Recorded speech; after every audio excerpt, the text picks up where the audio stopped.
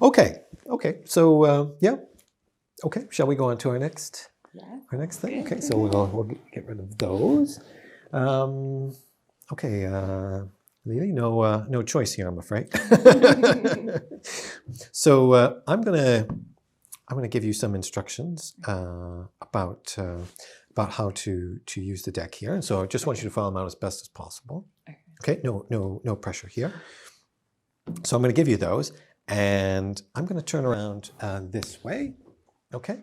And we're just going to do something here, right? So I'll give you some instructions like cut the deck, right? This sort of thing, or take some cards down. Yeah, whatever. Okay. So, Polly, can you give me a number? 18. 18. Okay. Can you give me a low number? Sorry, is that under 10? Yeah, let's go under 10. 4. Okay, we don't want to make it too hard. So I'll ask you to take these cards, and just so I can't see them too, put them under the table here. Okay, now I want you to take the top 4 cards, okay, and let's take the top 4 cards from the top and put them onto the bottom. Okay, is that okay? Okay, so can you give me a number, Lily? 7. 7. Okay, well, you made it hard on yourself. Oh, no. So this time, take either the top 7 cards and put them on the bottom, or take the bottom 7 cards and put them on top. Yeah? Okay. And we're going to break the 4th wall here. Okay. So someone else in the room. Simon. Can you give me a number? 3. 3. Okay. This time, take the top 3 cards or more and take them from the top and put them to the bottom, or take them from the bottom, 3 or more, and put them to the top. Okay. One more, Polly. Yeah. One more number. Oh, one more number. 2. 2. So this time, Lily, take 2 or more or less cards from the top and put them on the bottom, or take 2 or less cards from the bottom, or whatever it is. Sorry, I don't even know where I am. Put them on top. Put them on top, right? This is all part of the kind of the ritual of magic. Okay. We're going to need a... okay, I'll tell you what to do. Just cut them in half now anyway, just to make sure they're completely... yeah. Okay, have you done that? Yeah. Okay. Now, a real one, top or bottom? Top.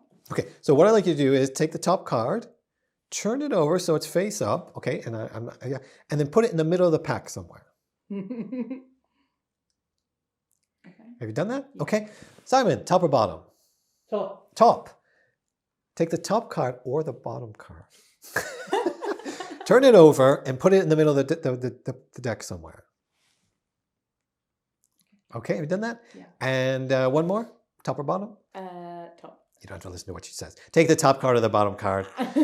Take one of those, turn it over, and put it in the middle. Okay. Have you done all that? Yes. Okay. Now I'm going to ask you to put the bring the cards up.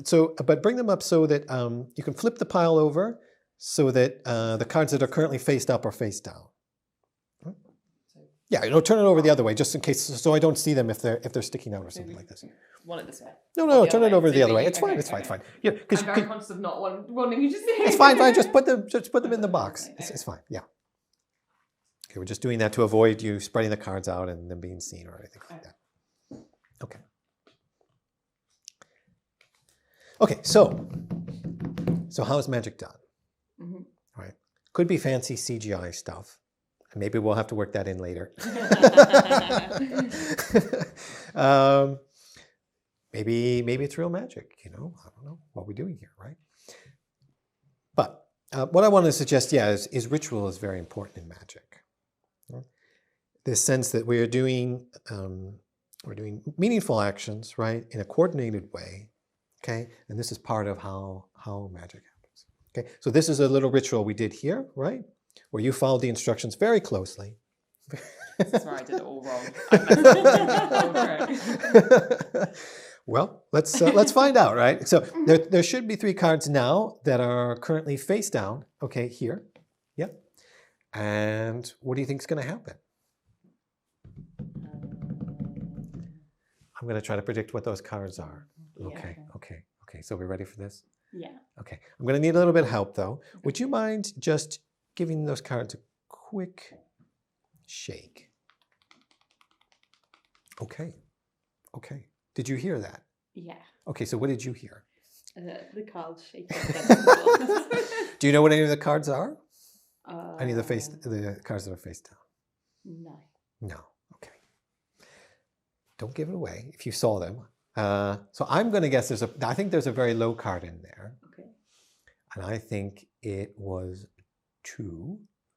I'm going to go, could you do that again? 2 of clubs. So I'm going to go for 2 clubs as one. And just one more time, sorry. Okay. 2 of clubs, there's a two.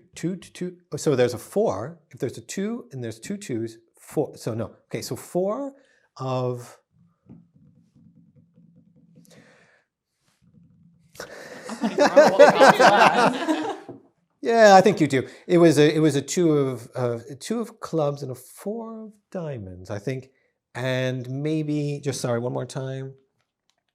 I'm going to go 7 of spades. I'm going to go 7 of spades for the last one. Okay. So if you followed the ritual and we did it all correctly, right? If you followed the rule, okay. I think those are the cards here. Okay. So do you want to get them out with the cards mainly face up, and we'll spread them out and we'll see what we have. Oh God, this is not my area of expertise. Okay, we've got 1, we've got 2, we've got 3. Okay, so there they are. Okay. So what do we have? We had the 2 of clubs, we had the 4 of diamonds, and we had the 7 of spades. Okay, please, would you like to turn one of those cards over? 2 of clubs. Okay, okay, very good. Okay, the ritual's gone okay so far. Polly, perhaps you could... 4 of diamonds, 4 of diamonds. And there's just the last one then. And what do we have for this? We had the 7 of spades. Okay. Ta-da! Okay, lovely. Okay. So one of the things I'm really interested in with magic is magic as a kind of social interaction, right? So we're here, we're doing this. Yeah, and one of the things that happens in social interactions is things can go awry. You know, people can act in all sorts of ways. You've probably noticed this in your lives. And one of the things that can happen in magic is that people try to disrupt the trick. You know, maybe they take a card and they put it somewhere else, or maybe they say, you know, they pulled out a 7 of spades, but they tell you, oh, the Queen of Hearts or whatever it is, right? And you know, this can happen. Okay. Now in magic, it's actually okay to get a little bit of kind of competitiveness, a little bit of kind of edge from the audience. It's a bit like comedy in that regard, stand-up comedy, where if the audience comes in, there's a bit of banter. The comedian shows how kind of good they are because they're able to handle these kind of responses. They seem to come up with these, you know, quick kind of retorts and gets the audience involved. There's a bit of tension, you know, all these sorts of things. So it can be good there, and it can be good in magic, but only to a degree. Okay, so I once did an effect, and I was doing, you know, kind of whatever, kind of shuffling the cards around, you know, kind of whatever, like this. You know, I was holding the cards out, doing a bit of a shuffle or something, and someone took them from me, and he shuffled them himself, and he said, "Finish the trick now." Okay, so that's a little extreme, right? That's a little extreme, but still, there's a role for kind of competition as well as cooperation in magic. So I'm just curious in terms of your own responses. You didn't do any kind of thing malicious, did you? No. Okay, so how are you thinking about your own responses to what's happening here? Are you have you been thinking about whether or not you want to try to disrupt things, or is that coming up at all, or what's the situation? I would say I don't like to disrupt things because I think I'd feel embarrassed for the person if it went really wrong. Yeah. So I would want it to go right for them, and I would feel awkward if somebody else tried to disrupt it and made it wrong. Yeah. But I would feel if they still managed to do the trick, even with that, I would feel even more like, oh, that's brilliant. They took that person down.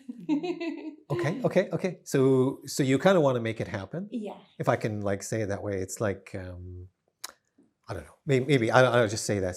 But if for the magic to happen, it has to kind of work. Yeah.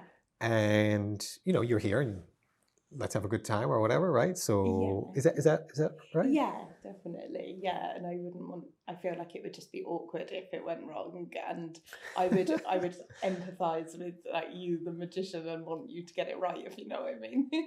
Yeah. Invested in you getting it right, I suppose. Okay. Yeah. So this is part of how we do things together. And like I say, I mean, what's interesting for me is, I suppose, people think about their role a bit differently. And a lot of it comes down to how other people are behaving. So I know that, if I do something and we have a first effect and somebody there is a bit skirty or whatever, right? And, they're trying to, kind of show that they're going to be a little playful. It's a little dangerous, right? Because that can encourage then other people to do this, right? And it can snowball out. And then all of a sudden you're in a situation where, people are really thinking it's their job to try to like kind of throw you off. Mm-hmm. And eventually that gets to a situation where you just can't handle, what's going on anymore. So that's, anyway, that's part of thinking about magic. But where do these rules come from? Right, I assume neither of you like brushed up on any etiquette rules for magic before you arrived, right? So people can affect each other, but in ways where it's kind of like we're making the rules together as we go along, right? Because we're all watching each other. And here in this situation, I guess, right? Both of you are kind of supporting each other and not kind of disrupting what's going on. Yeah. So anyway, it's kind of interesting that like we know how to act in situations, even though we don't have any specific rules about like how you're supposed to act in magic. Okay. Yeah. Okay.